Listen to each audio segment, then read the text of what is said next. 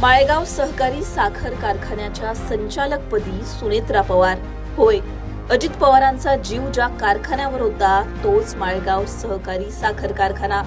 याच कारखान्याच्या निवडणुकीत अजित पवार यांनी अध्यक्षपदासाठी स्वतःचं नाव जाहीर केल्यानं या निवडणुकीची राज्यात चर्चा झाली होती.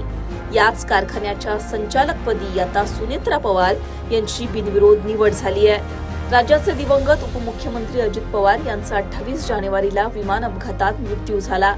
अजित पवार यांच्याकडे राज्याच्या उपमुख्यमंत्री पदासह इतर अनेक महत्त्वाच्या जबाबदाऱ्याही होत्या.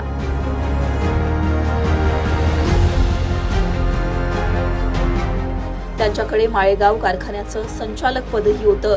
आता अजित पवारांच्या जाण्यामुळे ते पद रिक्त झालं होतं. याच जागेवर आता अजितदादांच्या पत्नी आणि राज्याच्या उपमुख्यमंत्री सुनेत्रा पवार यांची निवड झाली आहे. माळेगाव कारखान्याच्या निवडणुकीत जेव्हा अजित पवारांनी अध्यक्षपदासाठी स्वतःचं नाव जाहीर करत निळकंठेश्वर पॅनल उभं केलं होतं, त्यांनी स्वतः या निवडणुकीत दंड थोपटल्यानं त्याची चांगलीच चर्चा झाली होती. दुसरीकडे अजित पवारांच्या पॅनल विरोधात ज्येष्ठ नेते चंद्रराव तावरे आणि रंजन तावरे यांचं सहकार बचाव पॅनल होतं. या निवडणुकीत अजित पवार यांच्या पॅनलनं 20 जागा जिंकून कारखाना ताब्यात घेतला होता. अजित पवारांच्या रिक्त जागेवर आता पुन्हा निवडणूक प्रक्रिया पार पडली. प्रांताधिकारी वैभव नावडकर यांच्या निरीक्षणाखाली ही निवडणूक झाली. विशेष म्हणजे सुनेत्रा पवार यांच्या उमेदवारी अर्जावर ज्येष्ठ संचालक बाळासाहेब तावरे यांनी सूचक म्हणून स्वाक्षरी केली, तर संचालक तानाजी कोकरे यांनी अनुमोदन दिलं. एकमेव अर्ज प्राप्त झाल्यानं त्यांची बिनविरोध निवड झाल्याची अधिकृत घोषणा प्रांताधिकाऱ्यांनी केली. माळेगाव सहकारी साखर कारखाना लिमिटेड शिवनगर माळेगाव तालुका बारामती या संस्थेच्या ब वर्ग या प्रवर्गातील नैमित्तिक रिक्त पदाची निवडणूक आज पार पडली.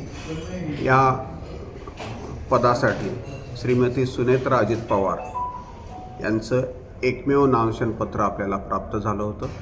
त्यामुळे त्या बिनविरोध ह्या पदासाठी निवडून आल्याचं घोषित केलेलं आहे. माळेगाव सहकारी साखर कारखाना ही बारामतीमधील एक महत्त्वाची संस्था आहे. या कारखान्याचा बारामतीच्या शेतकऱ्यांच्या आर्थिक जडणघडणीत मोठा वाटा आहे.